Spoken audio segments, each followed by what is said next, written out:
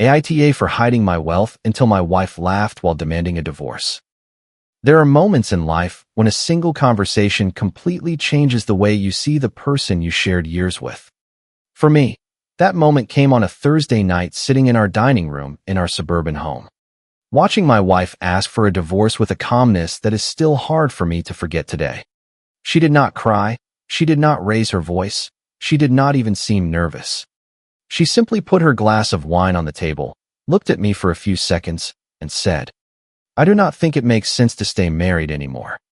I remember thinking at first that it was just another argument. We had had problems before, like any couple, differences, long silences, petty fights over absurd things. Nothing that seemed like enough to end a 9-year marriage. But that night was different. There was something in her expression that I had never seen. It was not sadness, nor was it anger, it was certainty. As if she had made the decision a long time ago and was just waiting for the right moment to say it out loud. I asked her if she was serious. She nodded slowly. "Yes, I have thought about it too much." I stayed quiet for a few seconds trying to understand at what point we had gotten there. Our marriage was not perfect, but it was not broken either. Or at least that is what I thought. Then she said something that I still remember word for word. "I feel like my life is stagnating with you." The phrase landed on the table with a coldness that is hard to explain. It did not sound impulsive. It sounded prepared, as if she had repeated it several times in her head before saying it. I asked her what exactly that meant. She sighed and leaned back in her chair. "Look at people our age. Everyone is moving forward. Everyone is doing big things, businesses, investments, projects. You always play it safe, always the same, always comfortable." As she spoke, I began to understand something that up until that moment I had not wanted to admit. She had been comparing me to other people for a while, to men at her corporate office job, to friends of friends, to people who showed off money, new cars, and constant trips on social media. I was never like that. I always preferred to keep my private life away from all that. I worked hard, invested quietly, and avoided talking about money, even with close people. To me, stability meant peace of mind.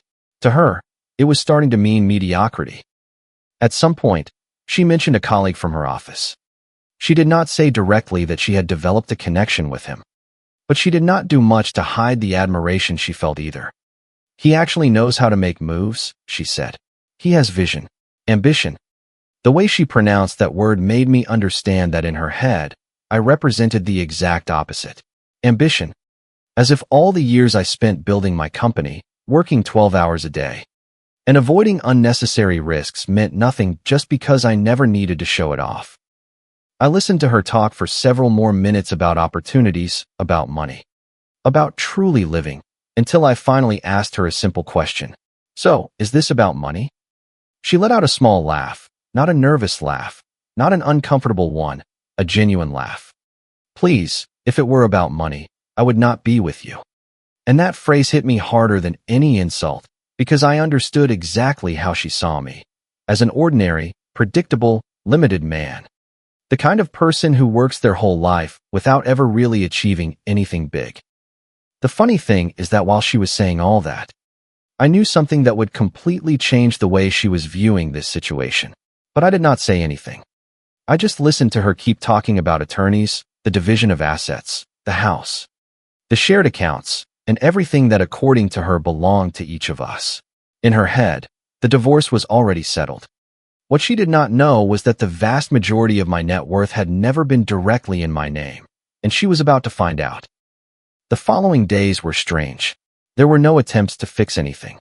There were no emotional conversations, just cold texts, calls with attorneys, and practical discussions about how to divide our things. It was like living with a person who had already mentally left the relationship long before announcing it. My wife started to behave with a confidence that caught my attention. She walked around the house like someone who had already won a major negotiation. One afternoon, she even said something that made it very clear how she viewed all of it. "At least this will help me start a better life." I asked her what she meant. "With my share, I can make smarter investments. You never really wanted to grow." I did not answer because at that moment I no longer felt the need to defend myself. The truth was that she never really understood how I manage my finances. My father taught me something from a very young age. Never put everything you have directly in your name. Basic asset protection, legal structures, family businesses, separate investments. Nothing illegal. Nothing hidden, just smart financial organization. Many years before getting married, I had created a small real estate investment company alongside my father. Over time, we grew more than almost anyone imagined. We bought properties, business stakes, and private funds. I continued living relatively simply because I never needed to show off wealth. But legally, most of those assets were not part of our marital property. My wife knew I invested, but she always thought they were small amounts. She never asked too much, and I never had any interest in impressing her with numbers. The first formal meeting with the attorneys was the real beginning of the change. She arrived confident, even relaxed. Her attorney started talking about shared assets, bank accounts, and marital properties. Everything seemed normal until my attorney started handing over the complete documentation. First came our joint accounts, then the house, then some savings. My wife seemed calm until the section related to personal assets and corporate structures began. I perfectly remember the exact moment her expression changed. Her attorney frowned as he reviewed documents. He flipped a few pages back, then forward again. Finally, he asked, "Were these assets created before the marriage?" My attorney nodded calmly. "Most of them, yes." My wife looked confused. "Wait, what does that mean?" Then, my attorney slowly began to explain how the asset structure worked. The main properties belonged to a company created many years before the marriage. Some investments were protected under family corporate agreements, and others were not even linked directly to me as a natural person. None of that automatically factored into the marital division. There was an awkward silence in the room. My wife looked at her attorney, expecting him to correct something. But he did not, because there was nothing to correct. "There must be some missing documentation," she said. Her attorney kept reading for a few seconds before answering. "No, everything seems to be in order." The confidence she had carried for weeks slowly began to vanish from her face. For the first time since asking for the divorce, she seemed disoriented. Then she asked the question she had been trying to avoid for a while. "So, how much does he actually have?" My attorney mentioned an approximate figure. I am not going to repeat the exact number, but it was enough to completely change the atmosphere in that room. My wife sat completely still, staring at the papers as if trying to process that the man she had called a conformist had quietly built much more than she imagined. Several seconds passed before she spoke again. "Why did you never tell me any of this?" The question seemed almost absurd to me because she had never shown any real interest in knowing. She never asked how my investments worked. She never wanted to understand my job. She never cared too much as long as she believed I was simply normal. I looked at her for a few seconds before answering. "Because you were never interested enough to ask." No one said anything after that. The meeting continued in a much colder manner. The house would be divided, the shared accounts too. Some savings would be part of the settlement, but compared to what she imagined she would receive, it was significantly less. When we left the building, she walked several yards in silence before stopping near the parking lot.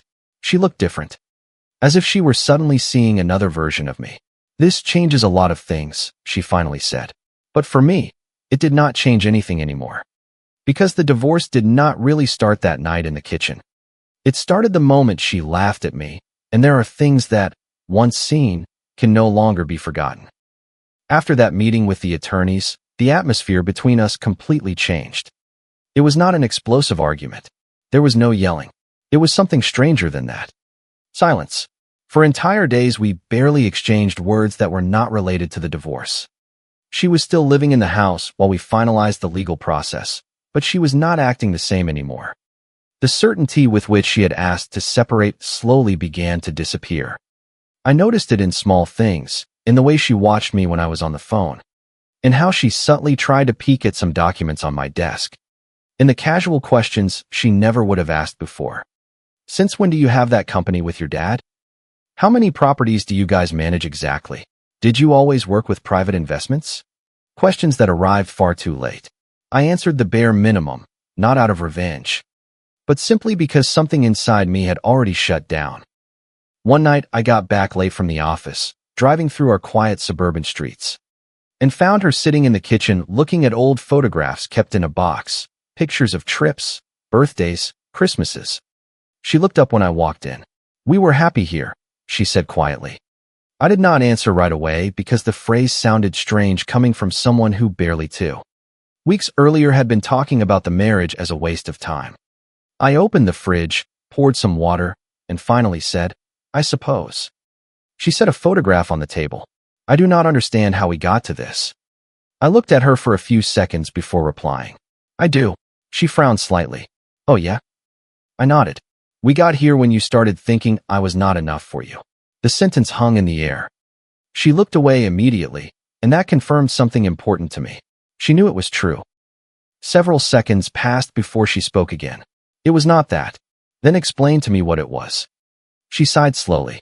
"I just felt like we were trapped in the same routine all the time." I shook my head calmly. "You did not ask for a divorce because of a routine." She went quiet again because we both knew the problem was never the routine.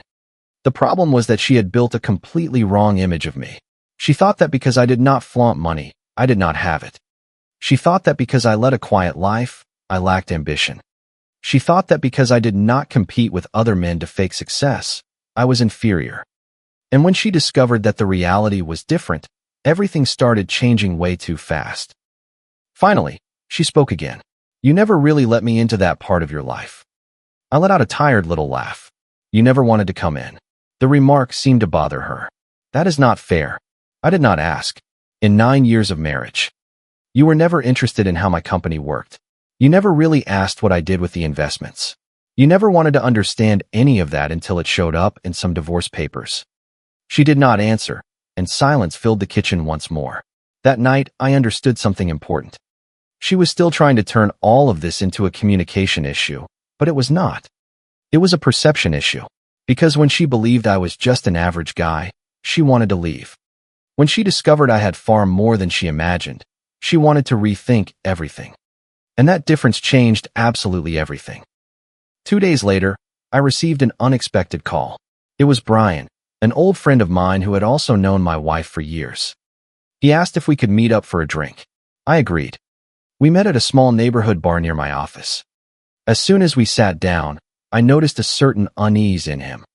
He fidgeted with his glass in his hands while avoiding looking directly at me. Finally, he spoke.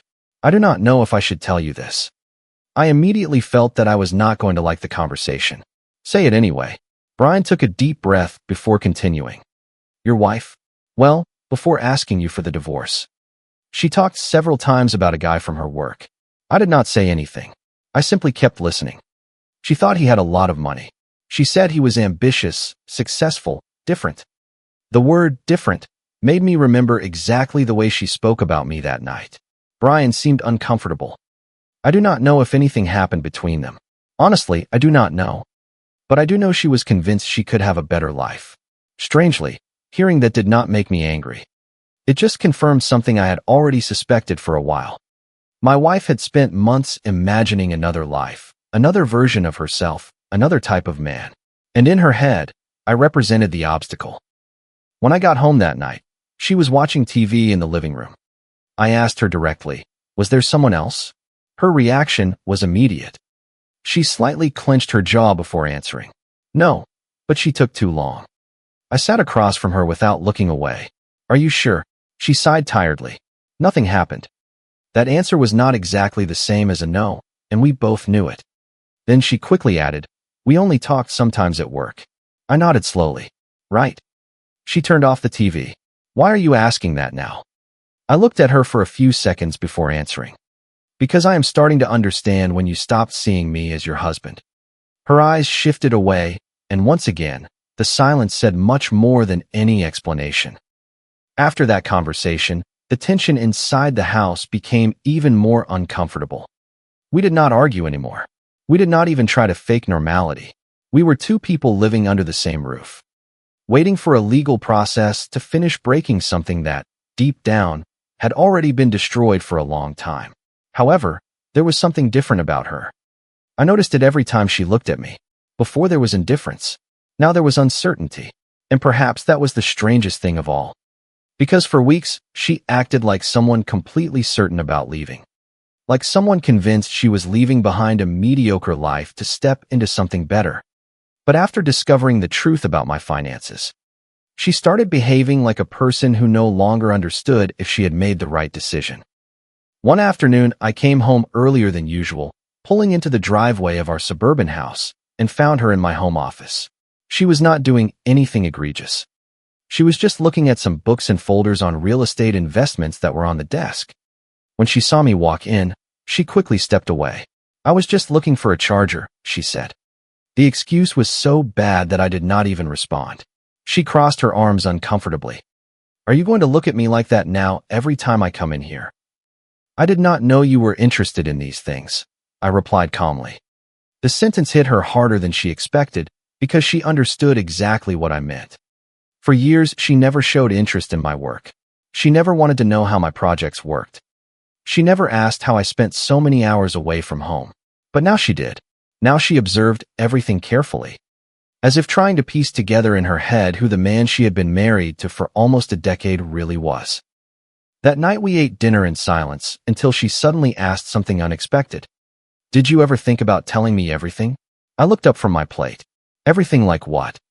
"The businesses, the investments, all of that." I took a few seconds before answering. "It was not a secret, but you did not share it either." I slowly shook my head. "Because you were never interested." She exhaled in frustration. "You always say the same thing." "Because it is true." Her expression changed slightly. She looked tired, not physically, but emotionally. And for the first time since everything started, I had the feeling that she was also starting to realize something uncomfortable. She did not really know the man she wanted to divorce. After dinner, she stayed sitting in the kitchen while I washed a glass. Finally, she spoke again. "Do you know what the worst part of all this is?" I did not answer. "That I feel like I never completely understood you." I leaned against the counter and looked at her for a few seconds. "No, the worst part is that you never tried to." The statement was harsh, but it was true. She immediately looked down, and in that moment I felt something strange. Not satisfaction, not pride, just sadness. Because a part of me understood that maybe our marriage had been broken for much longer than either of us wanted to admit. The days kept moving forward. The attorneys continued exchanging documents and agreements while we tried to coexist amidst a growing, undeniable distance. Until one night, something happened that cleared everything up for me once and for all. I had gotten out of the shower and went back to the bedroom to look for my phone. She was sitting on the bed looking at her screen. She did not see me come in, and then I heard something. A voice memo, a man's voice. "When all this is over, we should travel together. It will be good for you to finally get out of that life." She shut off the audio immediately upon realizing I was there. The silence that followed was brutal. Not because I had discovered any physical involvement, but because I confirmed something much worse. She had already emotionally started another life before even ending ours. I stared at her. "It is him." She took a few seconds to answer. "It is not what you think." I let out a short, tired laugh. The most classic phrase in the world. "So, explain to me what I should think." She stood up quickly. "We were just talking." "Sure. I swear nothing ever happened." But once again, she did not address what was truly important. She did not deny the emotional bond. She did not deny the fantasy. She did not deny that she had spent time imagining a different life away from me. She only denied the physical part. And honestly, at that moment it did not really matter anymore. I sat on the edge of the bed while she kept talking nervously. Things between us were already bad before I met him. That does not justify anything. She stayed quiet. Then she added something that finished shattering any lingering doubt that might still exist. "With him, I felt heard." I looked right at her. "And with me, what did you feel?" She did not answer because we both knew the answer. She felt disappointed, not by how I truly was, but by the version of me she had built in her head. The version of the man with no ambition, no power, no success. And the most ironic part of all was that that version never existed. It only existed in her perception. That night we slept in separate rooms for the first time since the divorce process began.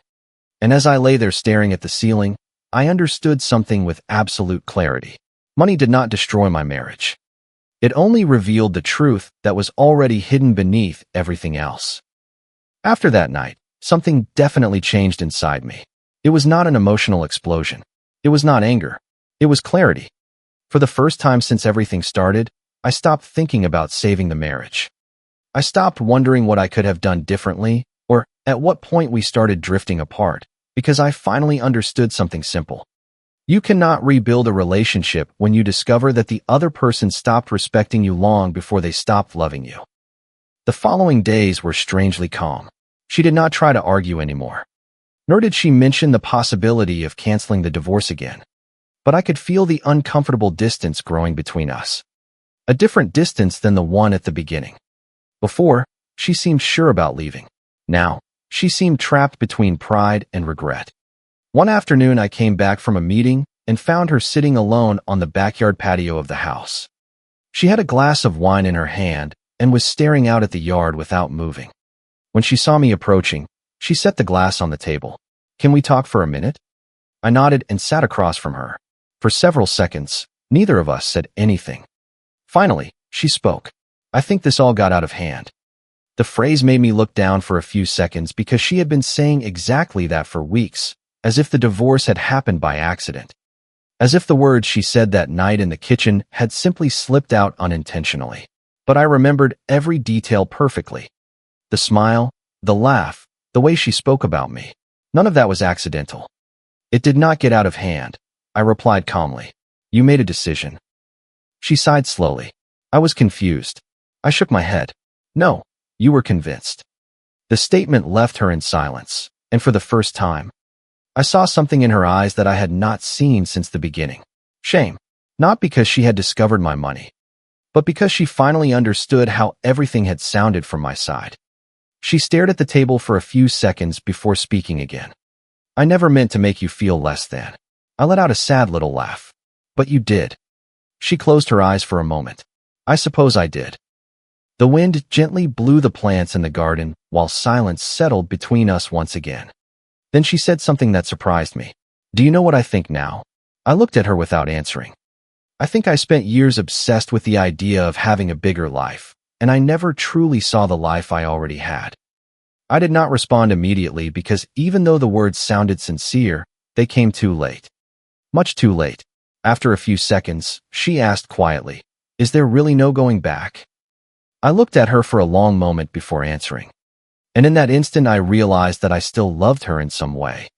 Not with the same intensity as before, not as a husband, but as the person I shared almost 10 years of my life with. That is why I was completely honest. "Not after the way you looked at me." Her eyes filled with tears for the first time since this all started. But she did not cry. She just slowly lowered her head. And that was the saddest part of all. Because we both understood that the marriage had ended long before signing any papers. It ended the day she stopped seeing me as a partner and started seeing me as someone who was not enough. The following weeks went by quickly. The house finally sold. We legally divided what we had to. We each went our separate ways. There was no final dramatic scene. There was no yelling at the courthouse. There was no revenge. Just two people slowly walking away from each other after realizing they could no longer see each other the same way. The last time I saw her was outside the attorney's office the day we signed the final papers. She held the copy of the agreement for a few seconds before putting it in her purse. She looked different, more tired, more human. Before leaving, she looked at me and said something I will never forget. "I do not think I ever really knew the man I married." I watched her for a few seconds before answering. "Yes, you knew me. You just never thought I was worth enough." The words hung in the air between us. She immediately looked away, and for the first time since this whole story began, I realized that I no longer felt angry. Just peace. I watched her walk to her car and disappear down the street. And as I slowly walked back to mine, I thought about everything that had happened. About how a single conversation can destroy entire years. About how money changes the way some people look at you. About how respect is worth far more than any fortune. Because in the end, the real problem was never the divorce. It was not even the other man. It was discovering that the person sleeping next to me had believed for a long time that I was not enough. And once someone shows you how they really see you, you cannot ever unsee it. If you liked it, don't forget to leave a comment and support the channel by subscribing. See you in the upcoming stories.